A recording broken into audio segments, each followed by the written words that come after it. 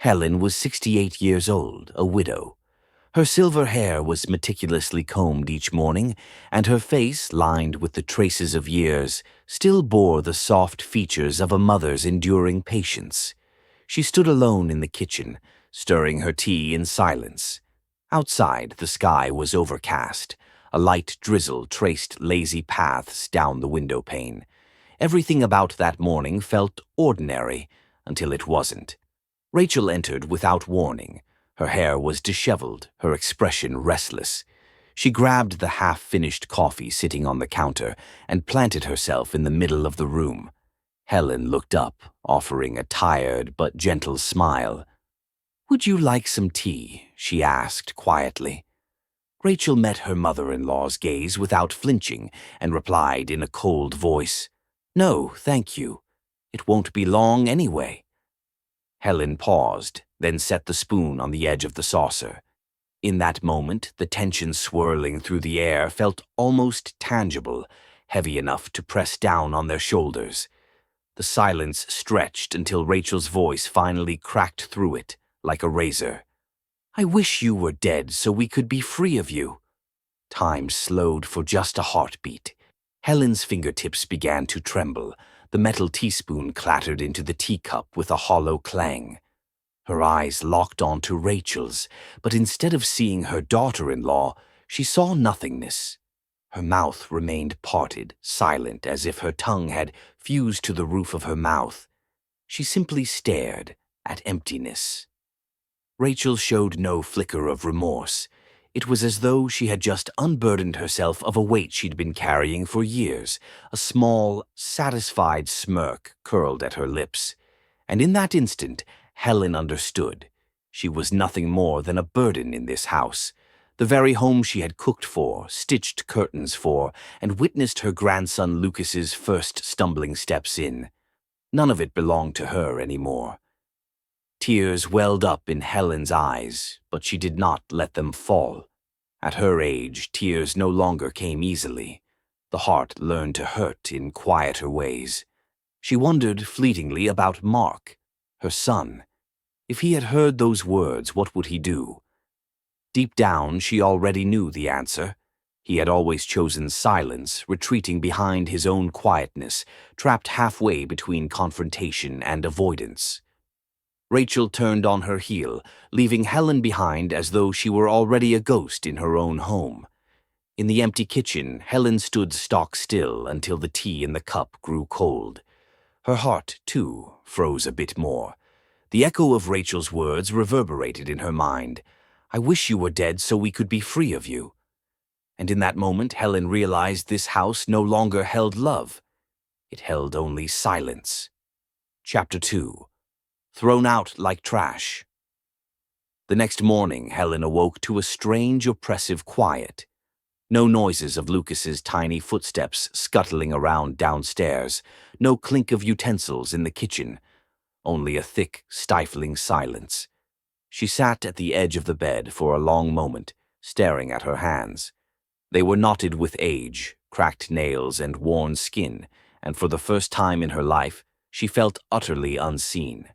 Perhaps Rachel would come back and apologize, or maybe Mark would knock and invite her to breakfast. But the door never opened. Just before noon, Rachel finally did enter the apartment. She held her phone in one hand, her impatience radiating from every inch of her posture. "Are you still here?" she asked softly, but with an unmistakable edge. Helen rose to her feet and forced herself to look Rachel in the eye. "We need to talk," she said. Rachel raised a hand, slicing the air between them and shutting down that brief attempt at conversation. "There is nothing to talk about," she replied. "Mark already knows everything." Helen hesitated. "Mark, did he approve of this?" Rachel rolled her eyes and offered a mocking smile. "He just chose to stay silent, as he always does." Helen's heart sank. Her own son, her flesh and blood, had remained silent while his wife spat venom at her. She realized now that she had not lost just a home, but also her son's loyalty. Rachel reached into her purse and pulled out a small, battered suitcase. its one wheel half broken. It contained a handful of clothes, a few mementos, and countless years of Helen's devotion. "You won't need more than this," Rachel said. Then, turning her back, she added without even looking over her shoulder, "Good luck." Helen paused at the threshold, putting on her shoes with deliberate slowness. She didn't cry or plead. She simply bowed her head and stepped into the hallway, her suitcase clutched to her side. Outside, the drizzle had grown heavier, tiny droplets dripping from the brim of her thin cardigan. As the door slammed behind her, it wasn't just a door closing, it was Helen's entire life. She lunged for the first dry patch of sidewalk she could find and collapsed to the ground, burying her face in her hands. The rain slid down her hair and onto her cheeks, but it was a cold that came from within that chilled her the most. The knowledge that she had been discarded like trash. After a long while, she lifted her head. A bus rumbled down the street, its brakes hissing, and she realized she would not linger here. This was not the end, but a beginning, one paved with uncertainty. With a trembling sigh, Helen hoisted her suitcase and pulled herself upright. Each step felt heavy, but she was determined. If the place she once called home had pushed her away, then perhaps it was time to find somewhere new to stand. So, under that relentless drizzle, Helen began to walk. Because sometimes, the very place that ejects you is the one that teaches you how to survive. Chapter 3. The silent night descended quickly after the day's rain. The damp chill felt sharper in the darkness. City lights blinked faintly in the distance as the streets lay deserted. Helen trudged along, her coat damp and her shoes soaked. Exhausted, she found herself in a small park. Bare trees stood like gaunt sentinels, and the earth smelled of wet leaves. She needed shelter, but all the park offered was a cold metal bench. She set her suitcase beside her, wrung the water from her gray hair, and gingerly lowered herself onto the bench. Its metal latch so cold it seemed to seize her bones. She folded a corner of her cardigan into a makeshift pillow, rested her head, and curled into herself as though attempting to make her body smaller against the sting of the night air. Above her, the sky was a seamless expanse of black, not a star in sight. Somewhere overhead, the faint roar of a plane reminded her that life was continuing elsewhere, away from her disregard. Time passed in a blur of restless half-sleep, haunted by memories of the home she had lost. Sometimes she imagined she could hear the faint murmur of voices from her former apartment, or that Rachel's laughter cut through the silence. Each memory tested her resolve. She was alone, unloved, unwelcome. Just before dawn, when the world was still suspended between dream and waking, Helen felt a presence sitting at the far end of the bench. She didn't hear a voice, but she sensed someone's watchful gaze. Tentatively, she parted her eyes and saw an old man, probably her own age, wearing a dark overcoat and a worn fedora. In his hands was a sandwich wrapped in a crumpled paper napkin. He leaned forward and said in a soft, raspy voice, "Sandwich. It's still relatively fresh. Would you like some?" Helen hesitated. Strangers could be dangerous. Yet something about his manner felt neither threatening nor intrusive. She accepted the sandwich with trembling fingers and managed, "Thank you," her voice a fragile whisper. He smiled, the lines around his eyes crinkling with a quiet warmth. "Long night ahead if you're hungry," he said gently. Helen took a cautious bite. The bread was just soft enough, the taste of cheese simple and unspoiled. That modest meal offered a small flame in the dark, a reminder that someone, somewhere, might still care. The old man merely nodded and sat down beside her, speaking only when necessary. "Not my home." Helen closed her eyes and pressed her cheek against the damp bark of the tree behind her. "I just want to forget tonight." He lowered his voice to a near whisper. "Forgetting isn't easy, but knowing you're not alone, sometimes that's enough." She turned her head and studied him, trying to see past his shadowed features. There was no judgment in his eyes, only patience. "I'm Helen," she whispered. He nodded. "Henry." That night they spoke very little. The creaking branches above and gentle night breeze provided a kind of companionship neither had expected. When first light tinted the sky a soft pink, Helen realized she didn't feel quite so cold, and the fact that someone had shared his sandwich was, in its own way, a kind of promise. For the first time since she was forced out of her home, Helen felt something fragile yet genuine stir in her chest. Even if only for a single night she had been seen, and perhaps a new chapter was about to begin. Dawn arrived with a pale, weary sky. Helen felt unrested but strangely lighter. Her suitcase and shoes were still saturated, but the dryness of the bench, now warmed by the first timid rays of the sun, offered a small comfort. When she opened her eyes fully, Henry was already there, holding 2 steaming paper cups. He handed her one. "Coffee," he said. "Some like sugar, some don't. I figured I'd give you an option." Helen took the cup and the heat seeped through the paper, biting into her cold fingers. She sipped cautiously. It was too bitter for her taste, but she managed a little. She was used to tea, tempered with honey. Coffee was a shock, but a welcome one in that moment. Henry watched her without a shred of prejudice. No questions about how she'd spent the night, no pity in his gaze. "Rough night?" he ventured, tilting his head. Helen stared at her knees for a moment before nodding. "Yes, but you learn to cope." Henry shook his head slowly. "Some things we shouldn't learn to cope with," he replied. "They can eat you from the inside." They sat in silence, looking out at the emptiness of the park. The sounds of distant traffic were muffled by her haze of emotion. Finally, Henry's voice came again, softer this time. "Look, I have a small guest house a bit out of town. It's quiet, safe. One night, if you'd like. Warm bed, clean sheets, a bowl of soup." Helen instinctively shook her head. "No, thank you. I wouldn't want to impose." Henry offered a gentle smile, non-judgmental. "It's no imposition. I only ask one night. After that, you're free to go wherever you please." Helen weighed her options. The stranger had offered her kindness with no strings attached, something she hadn't felt in a long time.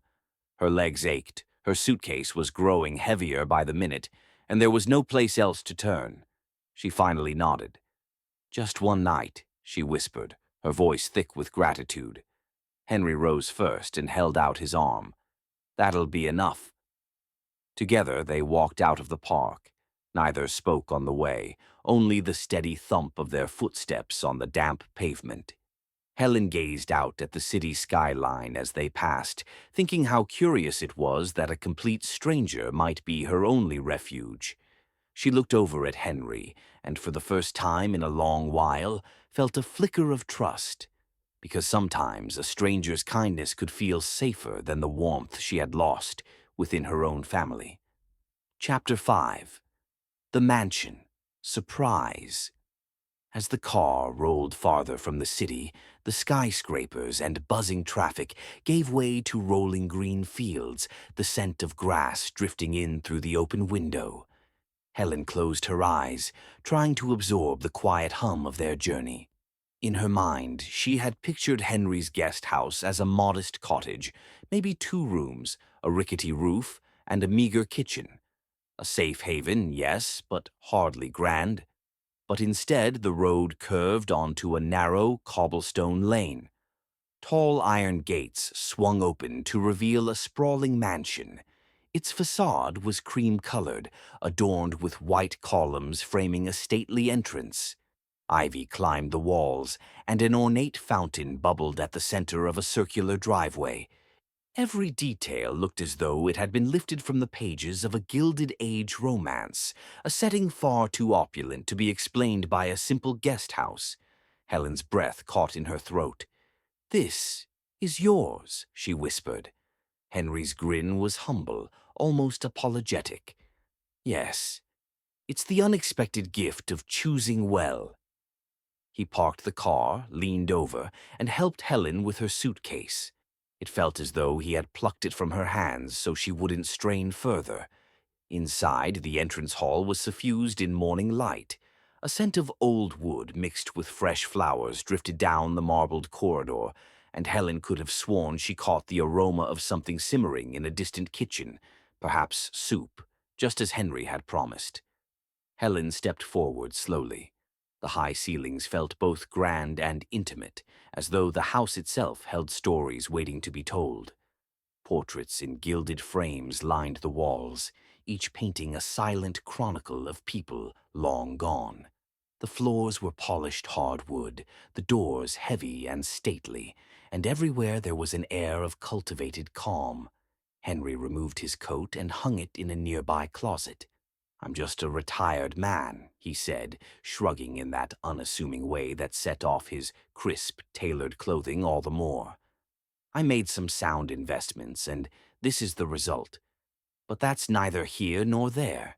Today, this home is yours to rest in." Helen's eyes brimmed with tears again, tears of astonishment and overwhelming relief. She had never known such generosity. She followed Henry through a hallway to a guest suite that was at once elegant and comforting.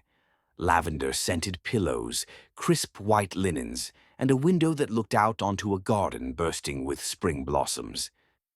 That evening they sat at a small round table in the grand dining room. Simple fare, 2 bowls of rich chicken soup, warm crusty bread, and a wedge of cheese felt like a feast to Helen's weary senses. They spoke little. Helen had so much to process and lacked the words. Yet she whispered across the table, "Thank you." Henry nodded. Sometimes all someone needs is to feel a little welcome. Maybe tonight changes everything. As Helen lay in the pristine bed, the world outside hushed and softened. For the first time since being cast out, she slept without fear. Inside that mansion, she remembered what it felt like to be seen. Chapter 6. The Bakery Memory. The next morning, sunbeams dribbled through the windows of the guest suite. Helen emerged in a robe, her hair still damp from a hot shower. In the dining room, a simple breakfast was laid out. 2 steaming mugs of coffee. There was fresh bread just sliced, a pat of butter waiting to be spread. Henry sat at the opposite side of the table, perusing a newspaper, but whenever he reached the end of a paragraph, his eyes drifted to Helen's face. She cradled the coffee cup in her hands, feeling its warmth spread through her fingers. She recalled a long-ago dream with a small smile. Her earliest wish had been to become a baker. She looked at Henry, uncertainty swirling in her chest. "When I was little, I wanted to be a baker," she said softly. Henry folded his newspaper gently and set it aside. "A baker?" Helen nodded, her eyes distant. A ghost of a smile flickered across her lips.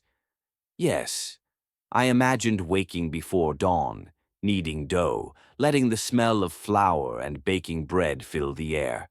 A small shop window with pastries, bagels, and a little radio playing softly in the corner." She sighed, her gaze turning downward. But life took a different path. Henry leaned forward, meeting her gaze. "What happened to that dream?" Helen took a deep breath, steeling herself to speak aloud what she had only felt in the depths of her heart. "Mark was born, and my husband died too soon.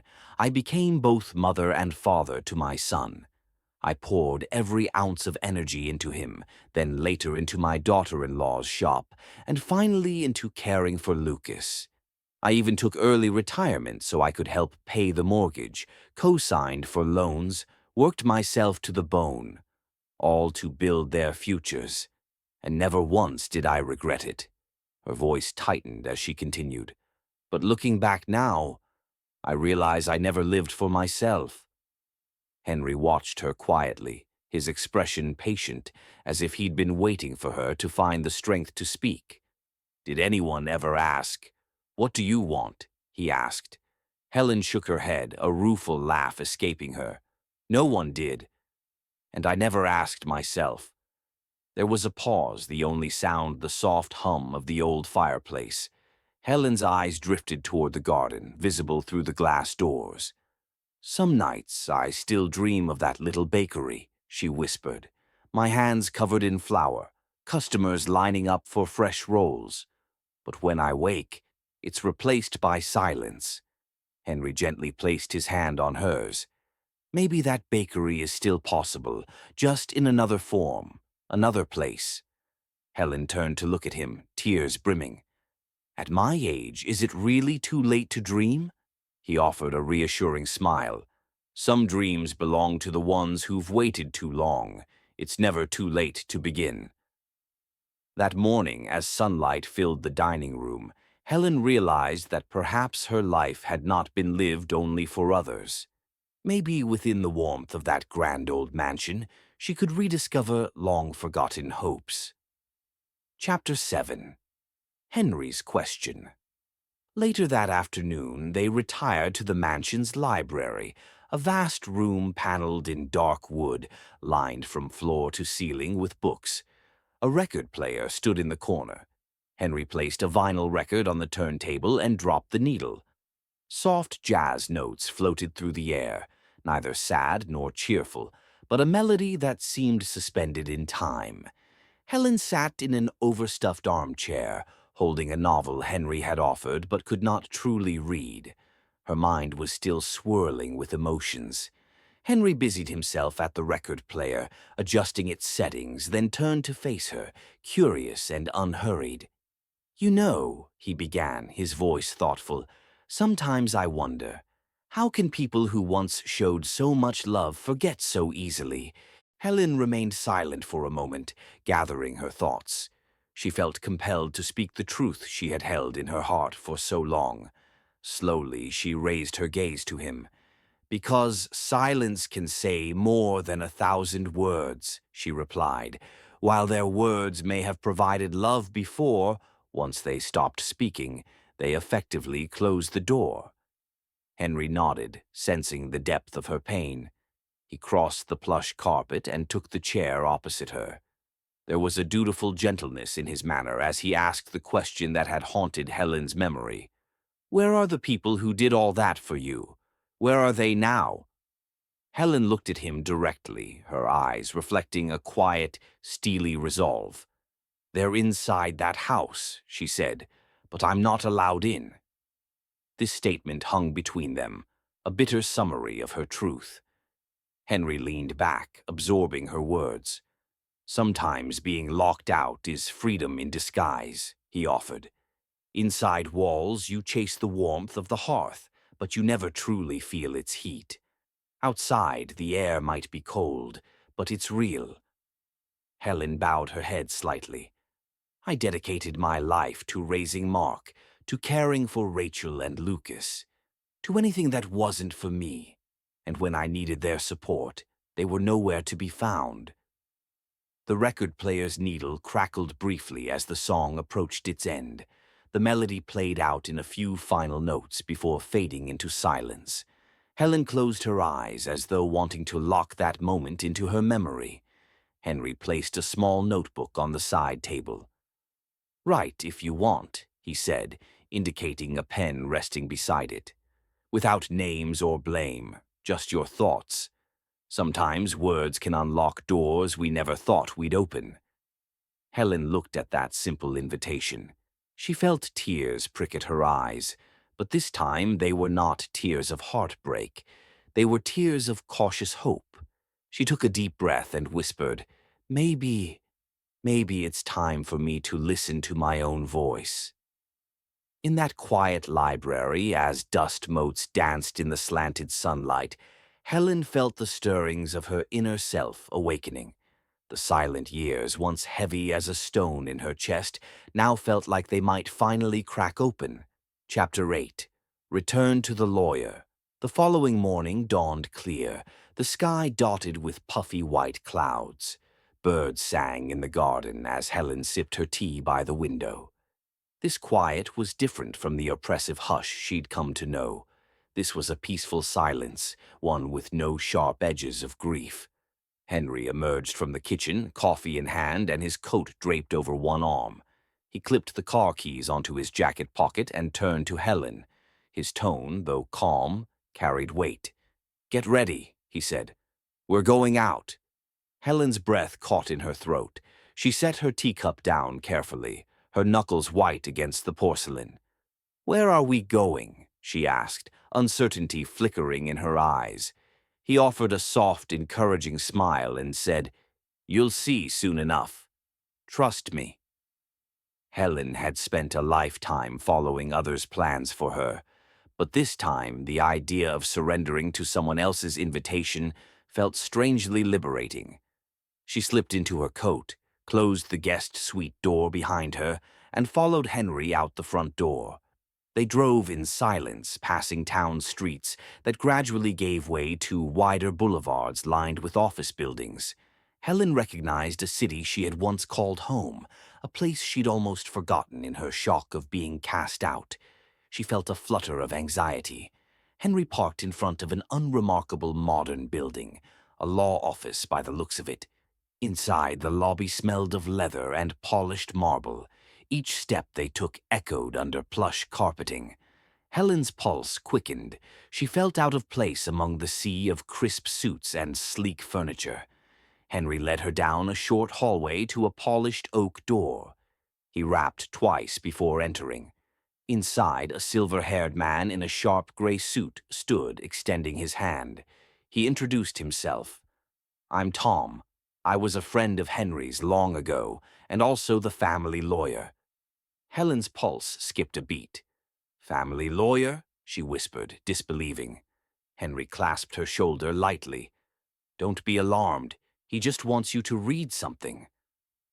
Tom gestured to a desk piled with neatly organized folders. Helen approached hesitantly, her hands trembling slightly. Tom handed her an envelope.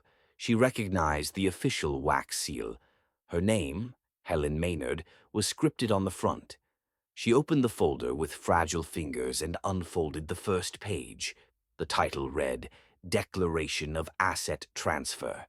And beneath it, in crisp legal language, "I, Henry Wallace, of my own free will, hereby transfer 50% of all my movable and immovable property to Helen Maynard, effective immediately." Helen's chest tightened. She looked up at Henry, her voice catching. "Why? Why are you doing this?" Henry's gaze was unwavering, his tone steady. "Because you deserve security, respect, and a life of your own. If no one else would offer it, then I will." Tears sprang to Helen's eyes, but these were not tears of sorrow. They were tears of astonishment and gratitude. She had never encountered such unconditional generosity in her life. Yet Henry's face held no pity. There was only genuine kindness, unwavering sincerity. Helen reached for the pen placed beside the document. Her hand shook, but she did not pull back. She read each clause carefully, line by line, committing every word to memory until at last she lifted the pen. The first stroke of ink traced her first name and then her surname. Each letter felt like the release of a lifetime's worth of silent suffering. As her signature flowed across the page, something invisible lifted from her shoulders. In that moment, she was no longer merely a guest. She had a rightful place in a world that had so often refused to see her worth. Tom collected the signed papers and carefully filed them. Henry stood and offered his arm to Helen. "Welcome to your new life," he said quietly. Helen looked at him through tears of joy, her voice husky. I don't even know what to say." Henry smiled, his warm eyes crinkling at the corners. "Just live. That's all I ask." In that moment, with the sun streaming through the office windows, Helen felt reborn.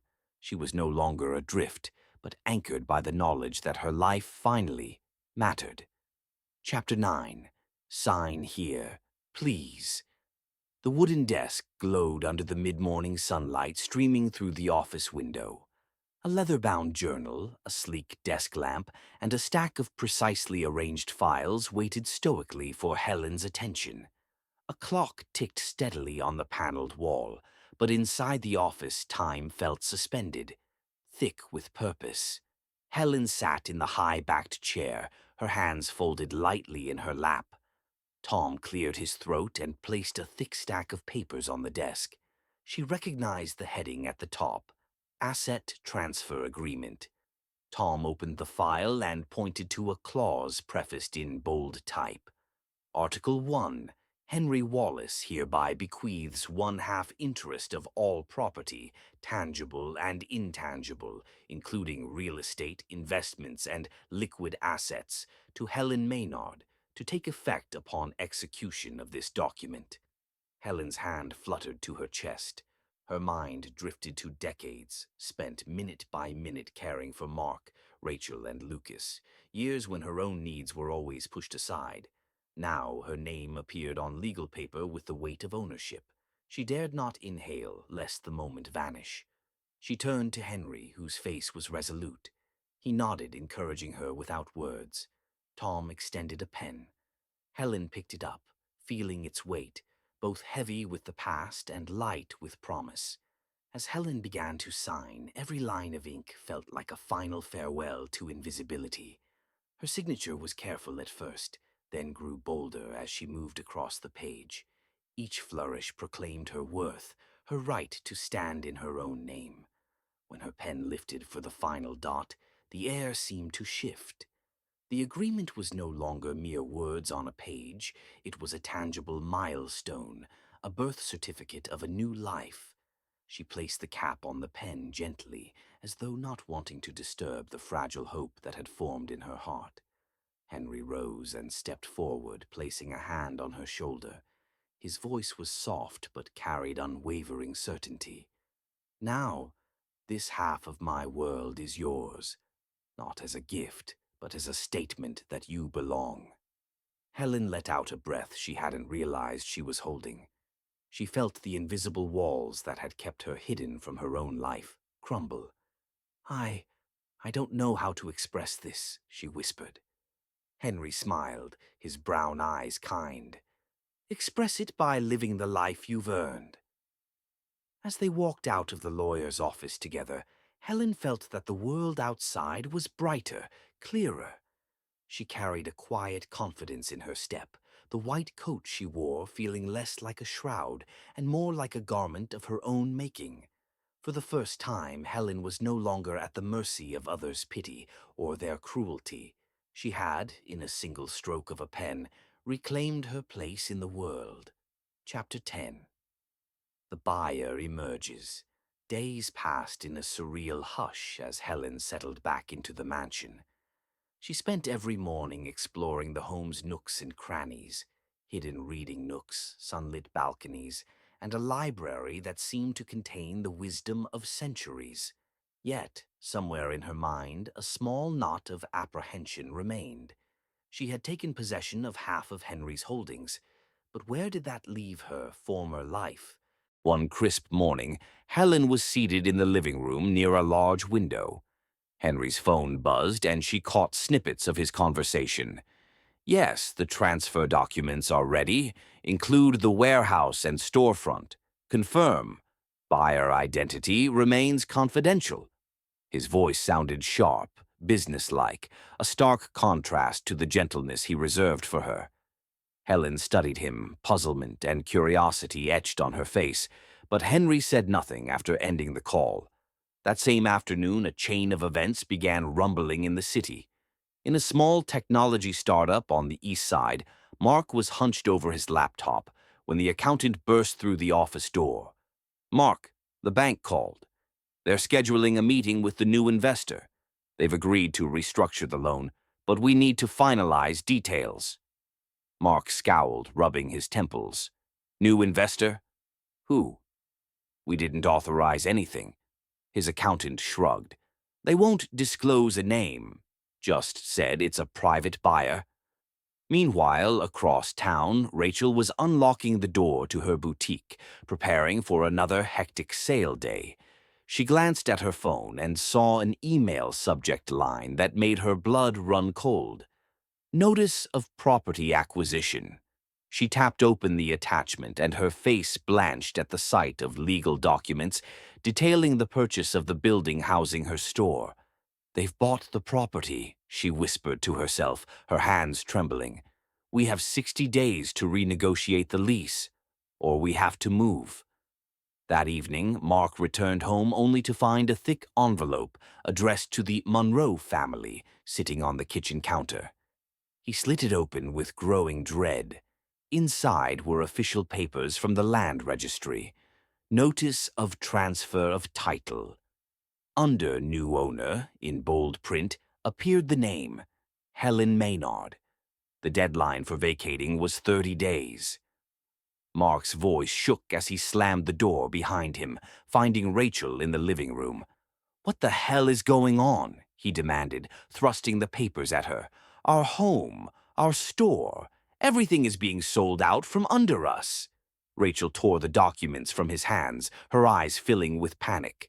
"Who is this investor? Why is everything happening at once? How is any of this even legal?" Mark ran a hand through his hair, scanning the fine print.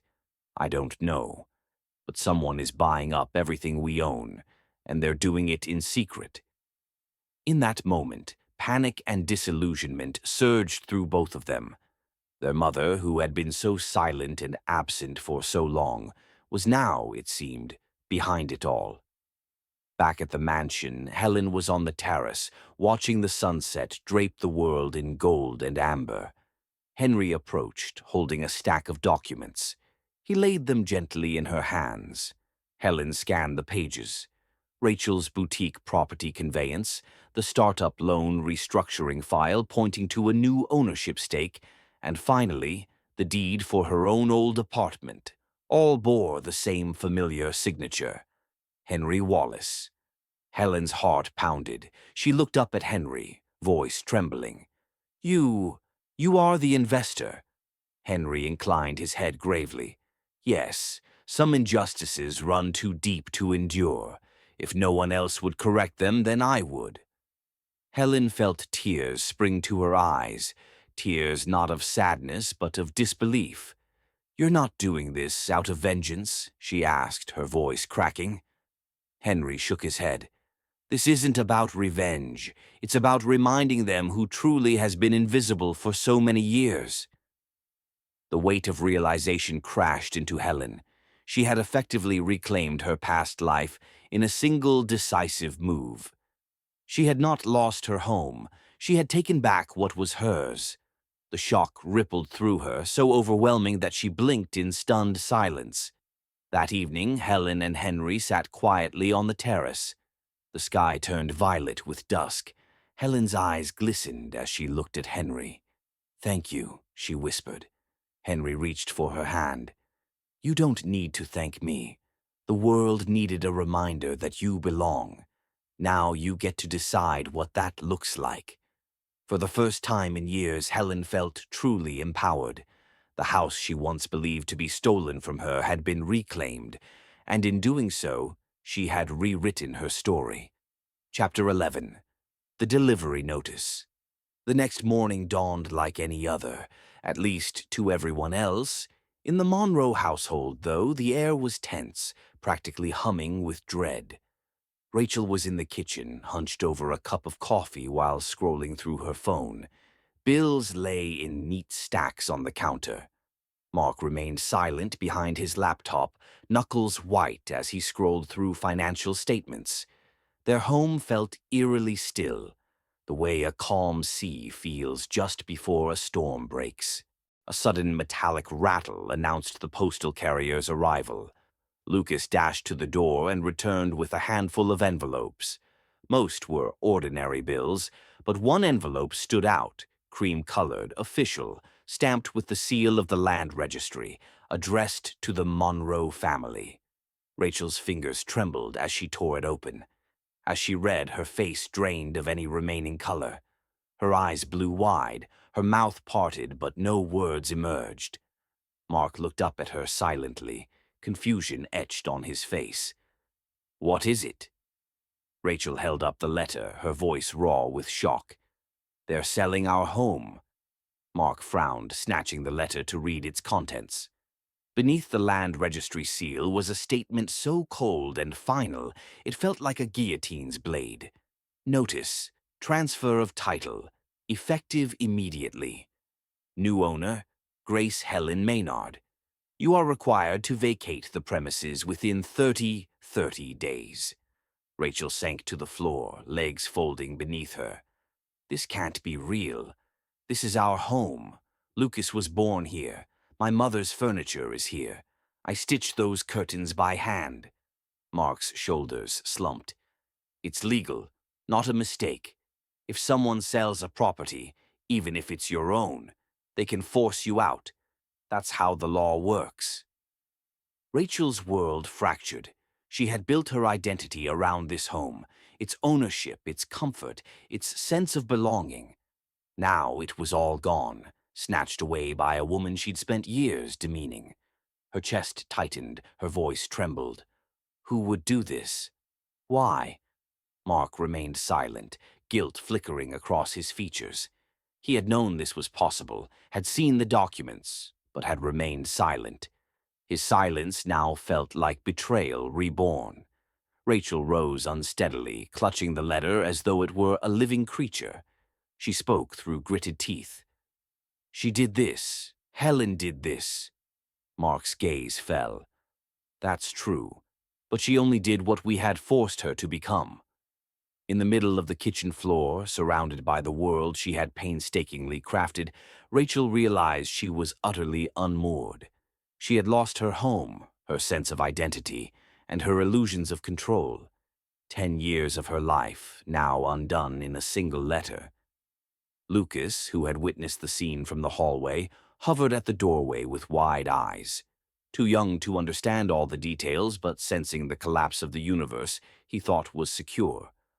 For Rachel, the empty silence that followed was more terrifying than any accusation or shame, because now she knew in her bones that her mother-in-law, once a silent presence, had become the force that irrevocably shattered everything she had built. Chapter 12. Back for Lucas. That morning, Helen woke before dawn. She dressed in a simple dark coat, no frills, no jewelry. Her suitcase, now neatly packed, lay at her feet. In her chest she carried a small flicker of a longing, a desperate need to see Lucas, to feel that bond that Rachel and Mark had tried to sever, but never truly could. She traveled quietly, the train's wheels clattering beneath her as it bore her toward the city. Her heart pounded in her ears, matching each measured breath she took. She held on to a single thought. She had to see her grandson. When she arrived near the school, it was almost time for recess. Children's voices bubbled from the playground, a mix of laughter and shrill delight. Helen paused at the school entrance, her pulse racing with both excitement and anxiety. Could she just walk in? Could she even approach Lucas? Finding the right moment was a challenge. Helen hesitated near a security guard who barely glanced at her, then slipped past into the small courtyard. The children, unmindful of her presence, scattered in every direction as the recess bell rang. Helen scanned the sea of heads until she spotted him. Lucas, alone, sitting on a low bench, clutching the gray and white scarf she had knitted for him himself. His small shoulders were hunched, and he gazed down at the asphalt. Helen's breath caught. She paused a few paces away, silently absorbing the scene. The faded scarf around Lucas's neck, a testament to her unbreakable bond with him. He had grown, taller, but still that same sweet face. Fear and longing churned in her chest, but she took a steadying breath and stepped forward. Lucas saw her then. His head jerked up. For a moment his expression shifted from uncertainty to surprise, and finally to a hopeful glimmer. "Grandma," he whispered, as though uncertain she was real. Helen blinked back tears and managed a shaky smile. "I just wanted to see you," she said softly. In that instant, Lucas stood and rushed to her, collapsing into her arms with the kind of urgency only a child could muster. Helen's arms wrapped around him, and she pressed her face against his hair, breathing in his scent. She felt the ache of all the empty months melt away. "Mommy, Daddy, are they okay at home?" Helen asked, stepping back but keeping her arms around Lucas. He shook his head, eyes glistening. No words were needed. She saw his burdened young shoulders and realized that Rachel and Mark's world had crumbled around him. A teacher, noticing the exchange, approached gently. "5 minutes, please," she said to Lucas before looking to Helen. "Is everything all right?" Helen nodded, glancing at Lucas. "Yes, I'm just here to see him for a moment." The teacher hesitated, but, noticing the scarf around his neck, nodded in understanding. "All right, but you must leave after 5 minutes." Helen squeezed Lucas's hand. "I'll be back soon," she whispered. Lucas nodded, his trust a precious gift she vowed never to break. As she turned to leave, Helen placed one last gentle hand on Lucas's head. "I'll be here for you," she said. Walking away, her heart felt both heavy and light, heavy with the sorrow of what had happened to her family, and light with the knowledge that she still had a place in her grandson's life. That small reunion anchored her to something real, the fact that, though her blood family had abandoned her, her bond with Lucas endured. It was in that moment she understood that her roots had not completely withered. There was still a fragment of love left to nurture. Chapter 13. Confronting Mark. A few days later, Helen sat at a corner table of a quiet cafe downtown. The decor was minimal: warm wood tones, exposed brick walls, and a single spotlight illuminating the table. Her coffee stood cold and untouched before her. She couldn't muster interest in the taste. Her mind was consumed by the tomorrow she had agreed to face. In an hour she would meet Mark, her son, for the first time since he let her walk away without a word. Mark approached the table, his head bowed, shoulders rounded with guilt. When he slipped into the seat opposite her, Helen felt the years of silence coil tighter in her chest. She held his gaze but did not grant him the satisfaction of meeting his eyes at first. "Mom, we need to talk," he said, voice unsteady. Helen let a slow breath escape her lips. She pushed a lock of her silver hair behind her ear. Finally, her voice emerged, steady but laced with the weight of a lifetime of unspoken pain. "Your silence was more painful than Rachel's words," she said plainly. Mark flinched as if struck. His hand trembled as it hovered over his coffee cup. "You know I never meant to hurt you. That day, I couldn't find the words. I froze." Helen studied his face, seeing the man he had become, fierce loyalty to his wife, dedication to his son, and yet a well of guilt that now shone through his eyes. She took that moment to speak the truth she had locked away in her heart. Sometimes a single word, just one, can save someone from ruin. But you did not speak it. Mark's breath came in shallow gasps. He looked down, his voice trembling. "I know. I'm sorry. I was a coward." Helen offered him a sad, gentle smile. "No apology can reorder the past. Some things can never be mended, only carried differently." A hush fell over the cafe, broken only by the faint hum of an old track playing from the speakers overhead. Helen gazed at her son, and in her expression was both sorrow and release. She wanted to tell him she still loved him, but she also wanted him to understand the devastation his silence had wrought. Mark raised his head, eyes glistening. "Can I try to make it right?" Helen's gaze softened. She reached into her purse and retrieved a small handkerchief, placing it before him. "For Lucas," she said. "One day I'd like to hold him in my arms again, but for that to happen, you must first find your own voice." Mark nodded, tears brimming. "I understand." Helen stood up and took a slow sip of her coffee, savoring its warmth. Without looking back, she turned toward the door. Her footsteps echoed lightly on the hardwood floor. In that moment, she carried with her the truth she had finally spoken aloud, that her worth had never depended on others' approval. On the table, only a single sentence lingered. Your silence was more painful than Rachel's words. Chapter 14. Rachel's Collapse. Late that afternoon, the air was thick with tension. Rachel sat at the kitchen table, her laptop open, poring over unpaid bills and dwindling bank statements. The financial burden of her store had snowballed since she lost her property. She bit her lip, eyes flicking to a folder labeled Legal Notices. Suddenly, the doorbell rang. She rose to answer it, nearly tripping over her own feet. At the door stood the postal worker, handing her a slim envelope. She signed for it with a trembling hand. The second she saw the TC Tapu Ve Cadastro General Mudurlu emblem, her blood ran cold. She retreated to the kitchen table, ripping the envelope open with a frantic urgency.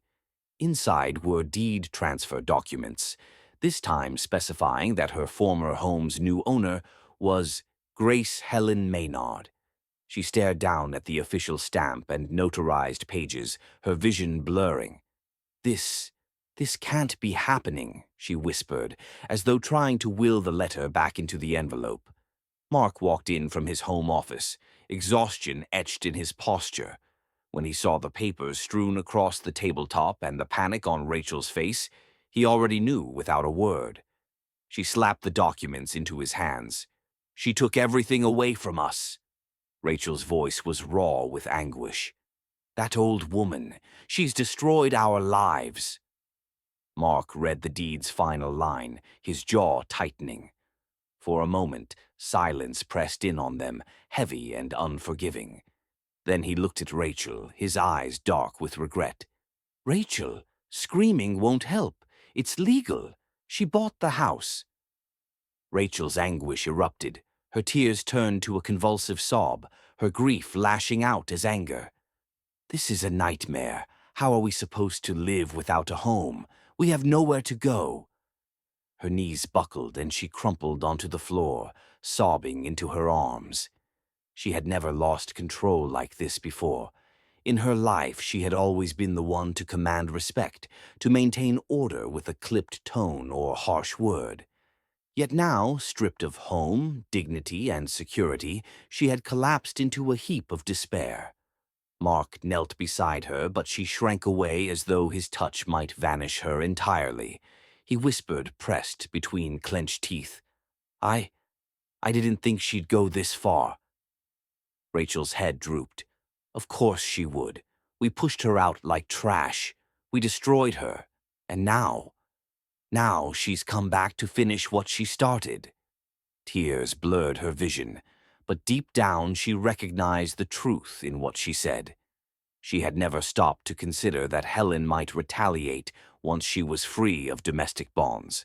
As Rachel's body shook with sobs, Lucas peered around the corner. The boy's wide eyes mirrored his mother's horror. He had overheard the cries, and his small frame trembled. Rachel lifted her head, eyes wild, tears tracing dirty paths through her makeup. She whispered, Mommy's gone. Daddy's nowhere. Mark's heart plummeted. Guilt and shame burned in his chest. He reached out, placing a hesitant hand on Rachel's shaking shoulder. She looked up at him, rage contorting her face. Don't touch me, she hissed. He withdrew his hand as though burned. In that cramped, broken kitchen, they both realized that Helen's silent vengeance had shattered them in a way no apology could fix. Rachel's collapse was not just physical. Her identity had been shattered, leaving her hollow, adrift, and terrified. And for the first time, Mark watched his wife's breakdown with helpless regret, fully aware that his own silence had paved the path to this devastation. Chapter 15.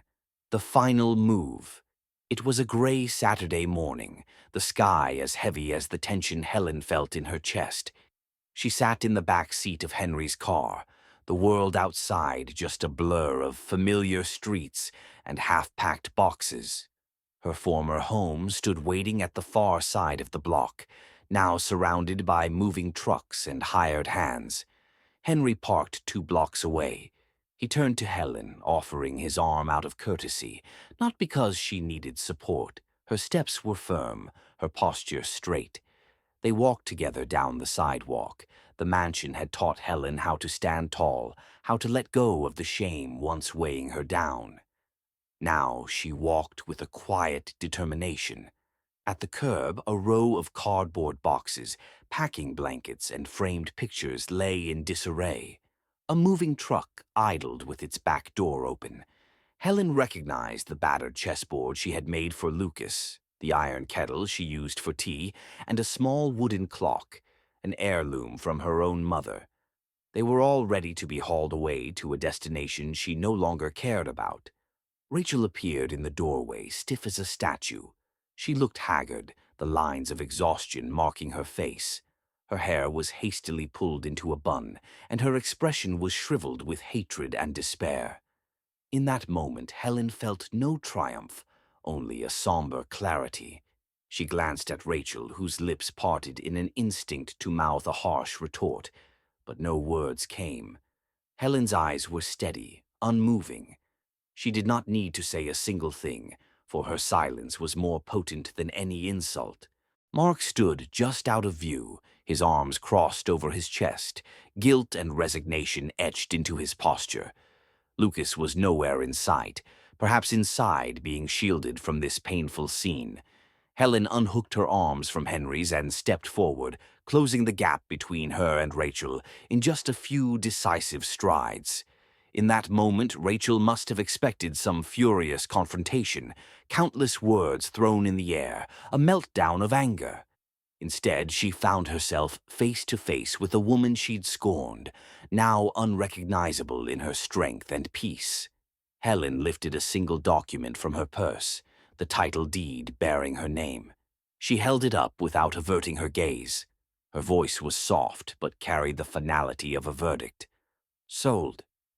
That word, it rung out crisp and clear.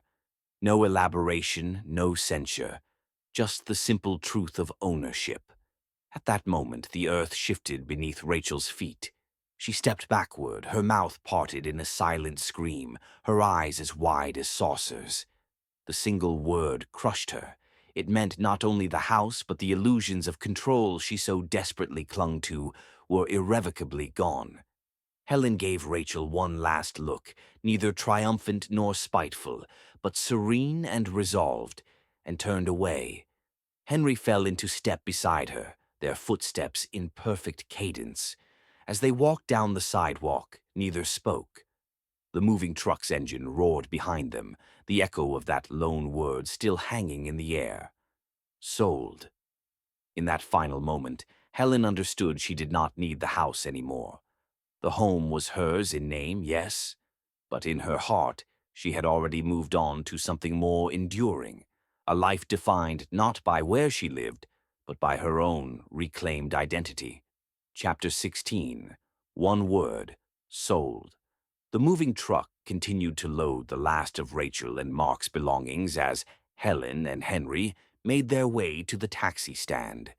Each step Helen took felt lighter than the one before, as though her burdens had been shed with that single declaration at the doorway. Standing at the curb, she paused, letting herself absorb the city's bustle, the distant hum of traffic, the chatter of pedestrians, the faint thrum of a bus approaching. Though the world had not changed, her place within it had. She was no longer invisible, nor was she bound by others' whims. The taxi pulled up, wheels hissing against the asphalt. Helen retrieved her suitcase from Henry's hand and lifted it into the trunk. As she slid into the back seat, she turned to Henry. A gentle smile curved on her lips. "Thank you, Henry," she said, her voice calm and full of quiet gratitude. He nodded, wiping a single tear from his eye. "You're welcome, Helen. Go build the life you deserve." As the taxi pulled away, Helen watched the mansion fade into the distance. There she had been given a second chance, a place to rest, and a springboard into the next chapter. Ahead lay roads she had never traveled, paths leading to new cities, new people, and perhaps even the bakery she once dreamed of. But first she held one word in her heart, repeated like a mantra. Sold. That single word had liberated her. It was not bitterness in her tone, but triumph, truth spoken with firmness and dignity. The taxi turned a corner, and Helen let the city's muted dawn light flood her face. She closed her eyes for a moment and felt the future unfurl before her, full of possibility. Chapter 17. Lucas's Drawing. A Sunday morning stillness descended on the mansion. The air was cool, and sunlight filtered softly through sheer curtains in the living room. Helen sat in her favorite armchair, reflecting on the whirlwind of the past weeks. She had reclaimed everything that had been taken from her, but there remained an emptiness she hadn't yet filled: her relationship with Lucas. Just as she was gathering her thoughts, a small envelope appeared on the antique coffee table. No postmark, no return address, just her name scrawled in Lucas's childish handwriting. The envelope was fastened with a sky-blue ribbon. Curious, Helen untied the knot and pulled out the single sheet of paper inside. It was a drawing, sketched in bright crayon colors with a shaky but careful hand.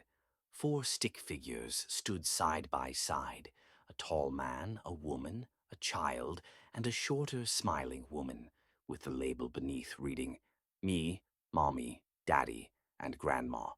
Helen's heart clenched. The faces were all wide smiles, their hands joined together in a circle of love and unity. Each figure wore exaggerated features: big round eyes, curly hair, Lucas's details of his own family's portrait, but with her included.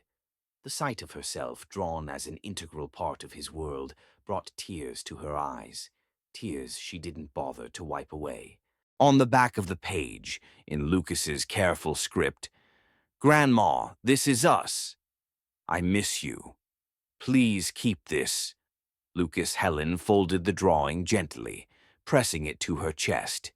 The innocence of a child's love punched through the heartbreak, reminding her that her place in Lucas's heart had never truly been lost. She rose and walked to the mantel above the fireplace. There, framed beside a faded photograph of her late husband, was an empty spot, reserved perhaps for memories or keepsakes that meant everything. She slid the drawing into that frame, pressing it behind the glass so that it stood proudly on display. In that moment, Helen felt the fullness of her world shift. She realized that while Rachel and Mark had abandoned her, Lucas had not. The drawing was tangible proof. She was still part of his life, still his grandmother. Standing back, she let out a quiet breath, neither relief nor sorrow, but a tranquil acceptance. She felt buoyed by the fact that somewhere in his young heart she remained a trusted presence. This tiny piece of paper would be her beacon in the days to come. Chapter 18. The Goodbye Letter. Several days later, the mansion was unusually quiet. The new family who would soon move into Helen's old home had not arrived yet. The echoes of her life there still lingered in the empty rooms. Early in the morning, Helen took the keys from where she'd placed them on the foyer table and slipped into the house one last time. She wore no makeup, her hair unstyled. There was no desire to stage an appearance. She came to leave a single item behind. In her hand was a pristine ivory envelope, sealed with delicate wax. On its front was inscribed in neat cursive, "Mark." Helen paused at the threshold of the living room, taking a deep breath. The dining table where countless meals had been shared remained in place. She remembered hosting Sunday brunches, Father's birthday cakes, and Rachel's "less salt, please" admonishments. Now it was just a cold wooden table supporting her final words. She placed the envelope gently at its center. The morning sunlight caught the wax seal and painted a halo of light around the table. Helen's chest tightened as she took one last look around: the worn sofa, the bookshelves crammed with novels, and the quiet emptiness that had become her history. Turning away, she walked back toward the door and paused. Without a word, she left, the draft from the corridor closing the door behind her. The house remained empty, holding only memory. and the envelope that contained her final farewell. In that hallway, the world felt both heavy and unburdened. Helen took one last breath, then stepped out into the dawn. The letter, left on the dining table. Dear Mark, as I write this, there is no anger in my heart, only the weight of years of unspoken truths and silenced tears. I want you to understand what I could not bring myself to say when you were silent. When your father died, you were so young, too young to understand loss and responsibility. Yet I learned to greet each morning without him, for his memory fueled every heartbeat. I carried his love and gave it to you unconditionally, never once asking for thanks, only hoping you would feel it. I devoted my days to you, your successes, your dreams, your future. I invested my earnings in your businesses, served as surety on loans, and gave up my golden years to care for you and your family. I did these things without regret, because I believed my love would protect you. But then came Rachel's words, "I wish you were dead so we could be free of you." That was agony, but your silence was a blade sharper than any spoken cruelty. You were my son. I brought you into this world, nurtured you, and believed I could rely on you when it mattered most. Yet you chose to vanish behind your quiet, never once speaking for me. Today I write not as a reproach, but as a closing chapter on a life lived for others.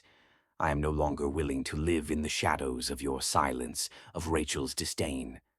I step into a new life where I will be seen and heard. I still love you, Mark, and nothing can change that. But I refuse to sacrifice myself any longer. I'm asking you to hold Lucas for me and remind him that Grandma is always here for him. But as for us, this is where my journey with you ends. My time is now. With love, Mom, Helen. When the letter was placed on the table, the quiet that followed felt oddly peaceful, like a pendulum settling into its center. Helen had spoken her truth, and sealed it in words more potent than any exchange of anger. She had offered both clarity and a dignified goodbye. She walked away from that house, letting its walls hold her memories, her hurt, and her final farewell. The future belonged to her now, unshackled, unafraid, and unapologetically hers. Chapter 19. A new house, a new family. Helen's new life began by the sea. She and Henry settled in a quaint seaside town, far removed from the bustle of the city. The narrow streets smelled of salt and pine. The sound of waves crashing against the harbor walls was a constant lullaby. The village consisted of elderly couples and fishermen, and time seemed to flow more gently here, slower, more forgiving. Each morning, Helen stepped out onto the small veranda of her modest new home. She cradled a mug of tea in her hands, watching as the pastel dawn light gilded the rooftops. Across the lane, a garden bloomed with lavender and rosemary. The peace of the place surged into her chest like a healing balm. Soon, a routine formed. Early walks with Henry to the harbor where gulls squawked overhead, afternoons spent volunteering at the local community center, evenings sipping tea on their rickety but comfortable porch. She marveled at how simplicity had become her greatest luxury. Their neighbors offered friendly greetings. A kind old man with a cane tipped his hat each morning, and a young couple behind the corner waved each afternoon. Speculation buzzed about them. New residents, a mysterious elderly pair. They must have been married a long time, a neighbor remarked, observing them walking arm in arm one day. Another peered out from her kitchen window, murmuring, "If they're not married, they sure act like they're soulmates." The assumption amused Helen. She loved Henry's kindness, his steadfast presence, but they were not bound by vows or blood. Their connection had grown from mutual compassion, not romance, and that felt precious in its own right. One Saturday morning, Henry rummaged in the cupboard and produced a small bouquet of purple tulips. "For your mother," he said softly. Helen's eyes filled with tears. Her late mother had adored purple tulips. It was a simple gesture, but in that town of seekers and keepers of small secrets, it spoke volumes about Henry's devotion. They strolled down the winding streets to the local market, where stalls overflowed with produce and handmade goods. Helen picked up a bunch of lavender and a jar of sourdough starter from an old baker. Her heart fluttered with memories of that long-ago dream. A bakery, warm ovens, the smell of fresh bread greeting the dawn. She tucked the jar under her arm, feeling a spark of possibility. Maybe she could bake bread here, in small batches for neighbors, or even to sell at the market. A teenager manning the vegetable stand eyed them kindly. "Happy anniversary," he asked, handing Henry a bag of fresh berries. Helen paused, surprised. She took a breath and smiled, eyes soft. "Well, this is our first anniversary," she replied, "of a new life." The youth's face lit up with genuine warmth, and he gave her a nod of approval. They continued on, hearts lighter than they'd felt in years. Walking home, they climbed the creaking wooden steps of their cottage and stepped out on the balcony. Helen inhaled the briny air as seagulls wheeled above. The town lights glimmered below. She slipped her hand into Henry's. "I feel like I'm living for me again," she said quietly. Henry squeezed her fingers back. "I know, and I'm proud of you." In that moment, Helen understood that family need not be defined by blood alone. She had found family in Henry, two souls bound by compassion, mutual respect, and the promise of new beginnings. Their life wasn't about lavish dinners or grand gestures. It was about small kindnesses, flowers for a mother's memory, a warm loaf of bread shared with neighbors, and an unspoken pact to protect one another's dignity. Yes, dear neighbor, sometimes the strongest family is the one we choose, stitched together not by lineage, but by empathy. And in this quiet seaside town, Helen had been given a gift more valuable than any he inherited: the simple joy of belonging. Chapter 20. She returned with the buyer.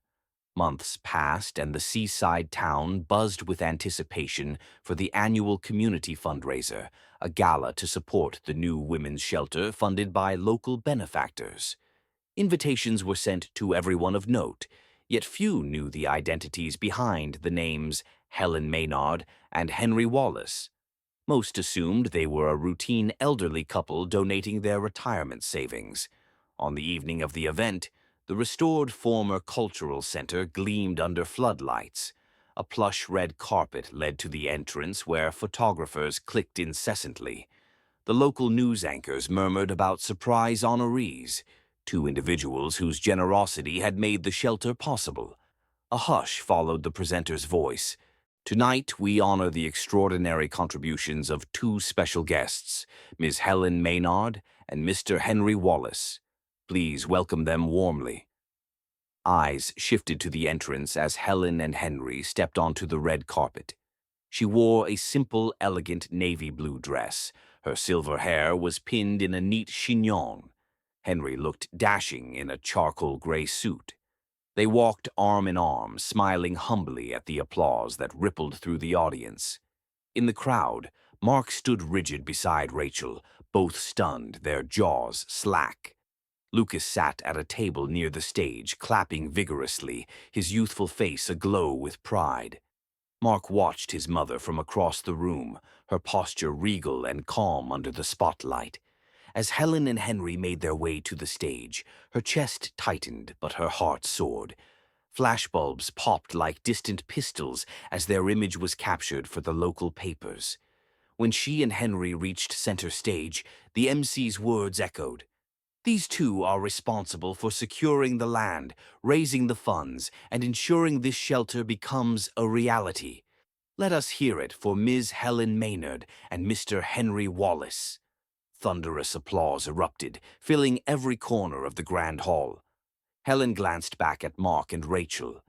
Mark's eyes glistened with conflicting emotions: shame, awe, perhaps even regret, while Rachel looked stunned, as though the world had ripped itself open.